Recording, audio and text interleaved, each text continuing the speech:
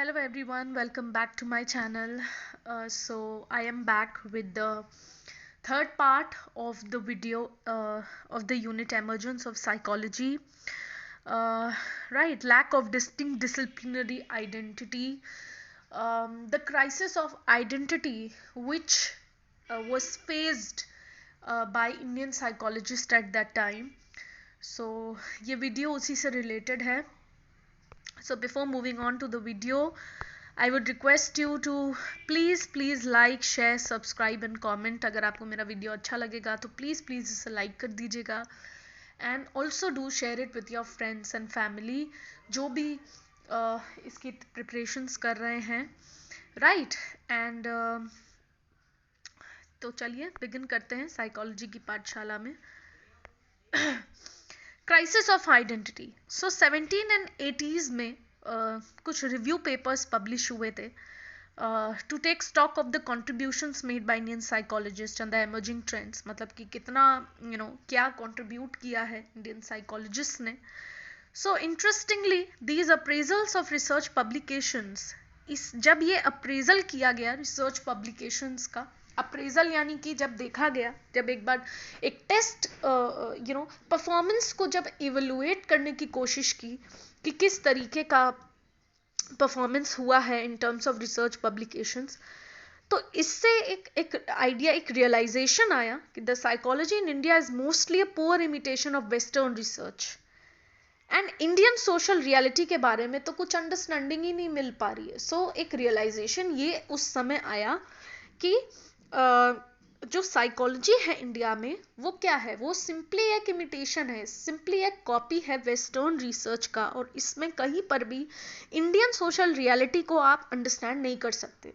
तो एक क्राइसिस जो थी वो दिखाई दे रही थी, वो परसेप्टेबल थी इस डिसिप्लिन में, क्योंकि बहुत सारे लोगों को ये लगा कि इंडियन साइकोलॉजी तो कहीं भी नहीं जा रहा है. राइट, तो ये सारे जो पैसेजेस है वो एक ब्रीफ अकाउंट देंगे आपको कि कैसे पता चला कि ये एक क्राइसिस में है, एक डायरेक्शन और एक प्रोग्रेस की क्राइसिस. क्योंकि मिड 1970s तक जो एंथुजियाज्म था जिससे जो western educated Indian psychologist research conduct कर रहे थे वो एकदम वेन हो गया. एंड उनको इंडियन स्कॉलर्स बहुत ज़्यादा रेस्टिव हो गए, क्योंकि वेस्टर्न साइकोलॉजी जो है वो इंडियन सोशल इश्यूज पे कहीं पर भी कोई भी एक लाइट थ्रो नहीं कर रहा था. And 60 years of western psychology in India, 60 सालों तक वेस्टर्न साइकोलॉजी थी इंडिया में, बट फिर भी कोई भी सिग्निफिकेंट ऐसी कोई डिस्कवरी नहीं हुई to solve Indian problems. So Nandy ने आर्ग्यू किया that Indian psychology has become not mainly imitative and subservient but also dull and replicative. कि वो इमिटेटिव तो हो ही गया है, वो सबसर्वियंट हो गया है, बिल्कुल खत्म तो हो ही गया है, लेकिन वो डल और रेप्लिकेटिव भी हो गया है, बिल्कुल एकदम डल सा रेप्लिकेटिव, बार बार वही चीजें रेप्लिकेट करके वेस्टर्न चीजों की एक कॉपी बना दी है. सो उसी तरह केजे अग्रवाल ने साइकोलॉजी इन इंडिया को बोला इज दैट ऑफ अडॉप्टोलॉजी.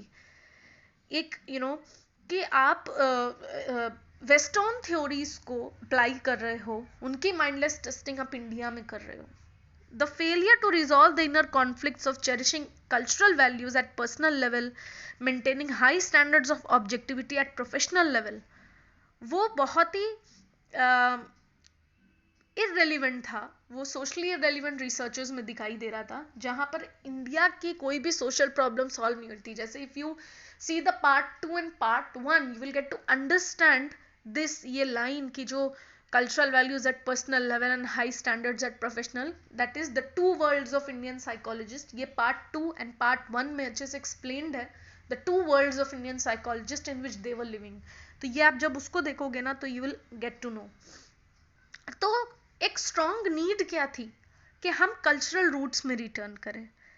उसी तरह दुर्गानंद सिन्हा ही अर्ज्ड कि जो scientific understanding Indian social reality की, वो उसको बेनिफिट करना चाहिए from the vast treasure of traditional psychological knowledge accumulated over centuries. जो एक ट्रेडिशनल नॉलेज है, एक जो इंडिजिनस है, इंडिजिनस साइकोलॉजी की यहाँ पर बात हो रही है कि इंडिजिनस का मतलब क्या है, द रूट्स ऑफ इंडिया, मतलब इंडियन रूट से जो ट्रेडिशनल साइकोलॉजिकल नॉलेज है जो इतने सेंचुरीज से निकल कर आई है, उससे हमें बेनिफिट करने की कोशिश करनी चाहिए. So he called for the development of an indigenous, जैसा कि अभी हमने कहा कि वो इंडिजिनस साइकोलॉजी के डेवलपमेंट की बात कर रहे थे, with its own paradigm to understand developmental problems of the region. I think this is something, ये थोड़ा एक error हो गया है ये 20 का, so just ignore the error. वो थोड़ा सा copy करने में I think the error is there, right?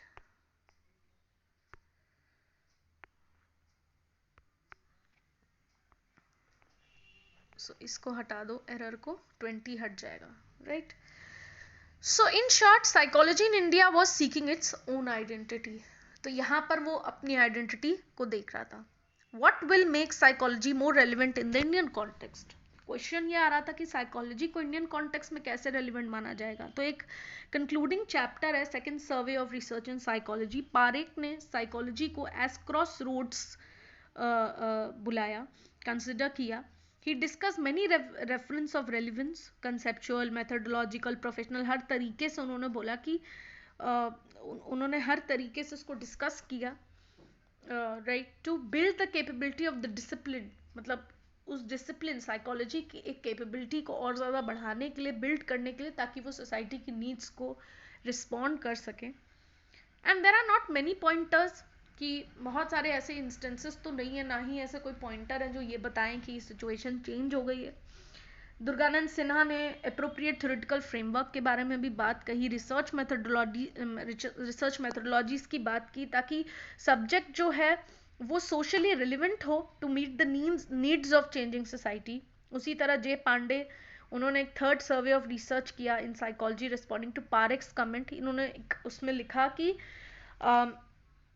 Psychology is not strictly standing at the crossroads. So ये उनका एक छोटा सा रिस्पॉन्ड था. फिर फोर्थ सर्वे में again he reported the progress of, फिर उन्होंने बताया कि किस तरीके से इंडिजिनस साइकोलॉजी जो है वो प्रोग्रेस कर रही है. कुछ साइटेशंस उन्होंने दिए. सो बेसिकली जो ऑनगोइंग डिबेट था वो कुछ नोटिसेबल चेंज ज़रूर लेकर आया in the content and quality of the Indian research. वो ज़्यादातर इंटरेस्ट शो कर रहे थे in studying the problems relevant to the country. Indian concepts और थ्योरीज को वो यूज़ करने लगे. फिर राइट, फिर एक न्यू लीडरशिप स्टाइल इमर्ज हुई, नर्चर एंड टास्क मास्टर. एक नर्चर एंड टास्क मास्टर की उन्होंने एक थ्योरी को इस्तेमाल किया, which is very likely to succeed in Indian work organizations. उसी तरह ककर ही उन्होंने ट्रेडिशनल हीलर्स का एक रोल देखा in maintaining mental health. Then Ramachandra Rao Goswami, इन्होंने एक स्ट्रेस का कॉन्सेप्ट निकाला. देन नायडू डिटैचमेंट का कॉन्सेप्ट लेकर आए. So this crisis of the discipline identity, ये लेकिन सिर्फ हाउएवर फिर भी कुछ हैंडफुल ऑफ साइकोलॉजिस्ट्स के लिए ही इम्पोर्टेंट था, ये जो एक क्राइसिस चल रहा था. सो JBP Sinha he made a distinction between the bulk and the front of psychological research. Right, उन्होंने बोला कि बहुत ज़्यादा चेंज नहीं हुआ है मास प्रोड्यूस्ड बल्क में, विच इज स्टिल जो अभी भी बहुत सारे ऐसे बल्क ऑफ डेटा है जो अभी भी रेप्लिकेटिव है, अभी भी इमिटेटिव है.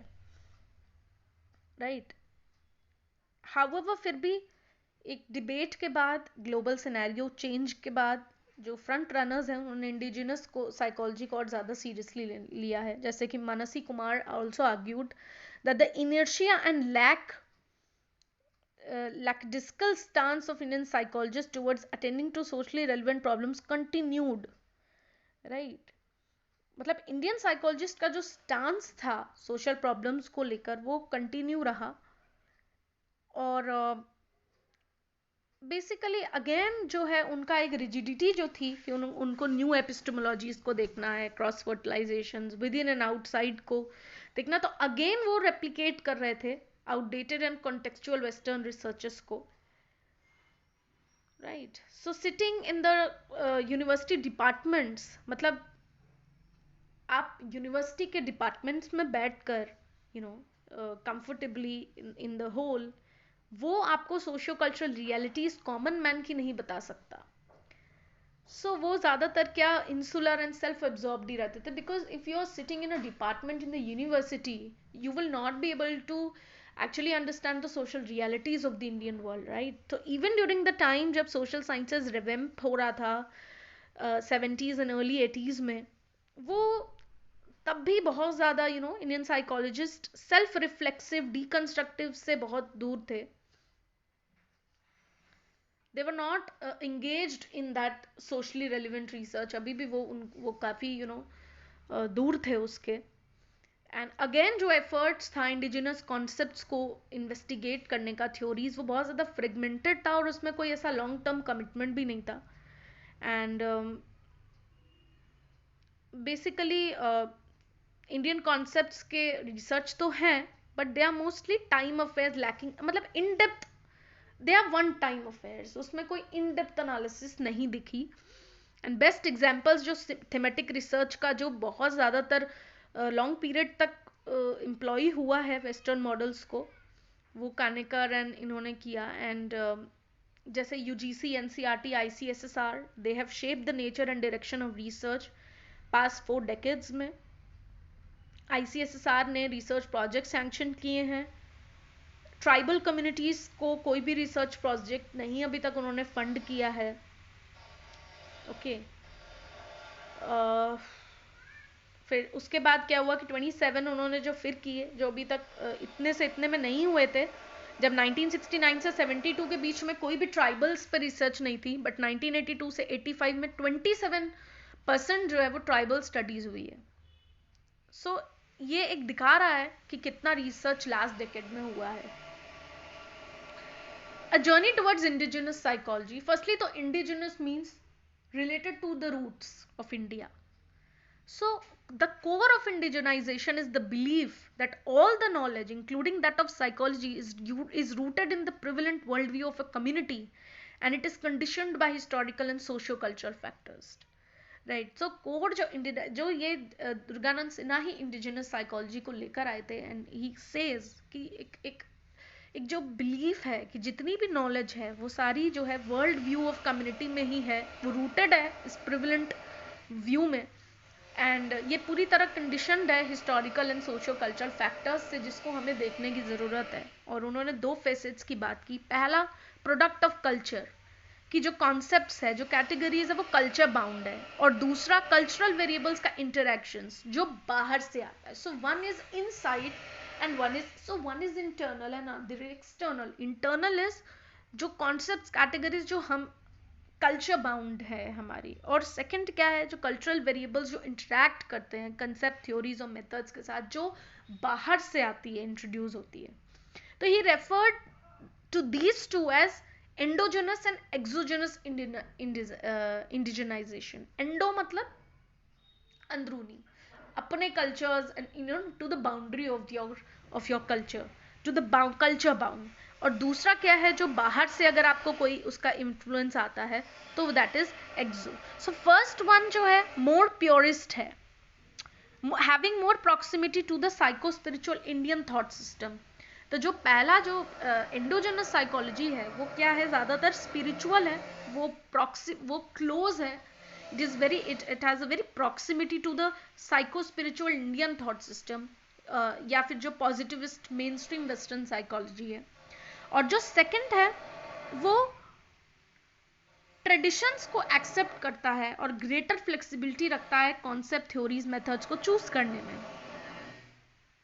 So they can encompass the whole range of indigenization. Mishra and Mohanty की एक बुक है perspectives on indigenous psychology. It is a good anthology of research in this area. So this is again very important कि perspectives of indigenous psychology is written by Mishra Mohanty. लोग confuse हो जाते हैं, indigenous नाम सुनते ही वो दुर्गानंद सिन्हा आ जाता है, बट नहीं. इंट्रोडक्शन जो था वो दुर्गानंद सिन्हा से था, बट उन्होंने एक जो बुक थी ऑन पर्सपेक्टिव्स ऑफ इंडिजिनस वो मोहांती एंड मिश्रा की थी. So taking lead from above discussion, ये आर्ग्यू हुआ है इस पेपर में कि जो इंडिजिनस रिसर्च है ये 2 डिफरेंट स्ट्रीम्स से मूव किया है. पहला, जो इंडिजिनस को एक ग्रेजुअल प्रोसेस माने, right. Majority of psychologist are trained, क्योंकि बहुत सारे ऐसे साइकोलॉजिस्ट इंडिया में जो वेस्टर्न मॉडल्स में ट्रेंड हैं और उनके लिए it is not feasible to make any sudden shift, right.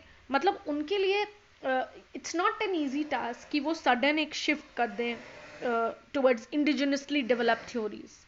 So it is but natural for them to continue using concepts and tests borrowed from the West, right?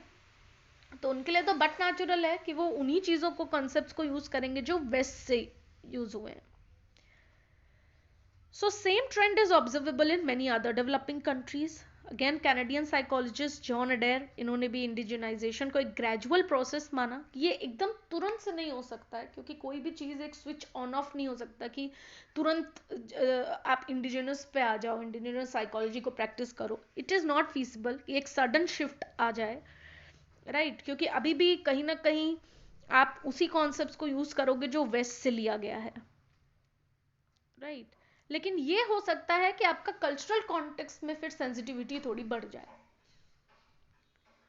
Adair operationalized indigenization in terms of cultural sensitivity of research in designing a study, discussing its findings. कि आप एक cultural sensitivity रखिए, you know, एक culture को ध्यान में रखिए when you are designing a study and findings को डिस्कस करना, ये इंडिजिनाइजेशन है.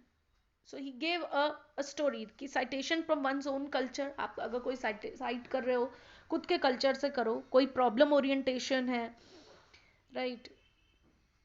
क्रॉस कल्चरल कंपैरिजन करो. कल्चरली एंकर्ड टेस्ट, मतलब जो टेस्ट हम वेस्ट से ले रहे हैं उसको आप यहाँ पे बनाओ. सो he concluded on the basis of content analysis of sample of over 300 journal articles जो प्रोग्रेस में थे, एंड वो क्लैरिफाई करते हैं कि focus is on indigenization of an imported discipline, not an endogenous development of psychology. मतलब focus ये है हमारा कि हम इम्पोर्टेड डिसिप्लिन को कैसे इंडिजिनाइज करें. सो व्यूइंग रेट्रोस्पेक्टिवली जो लाइन ऑफ थिंकिंग है, इससे 3 स्ट्रीम्स ऑफ रिसर्च आया. पहला problem oriented research, cross cultural psychology and Indian psychology. ठीक है, 1970s में एक एक्साइटमेंट था वेस्टर्न थ्योरीज को लेके, और जिसने बहुत सारे प्रोमिसेस दिखाए कि हम इंडियन सेटिंग की प्रॉब्लम्स को भी सॉल्व करेंगे.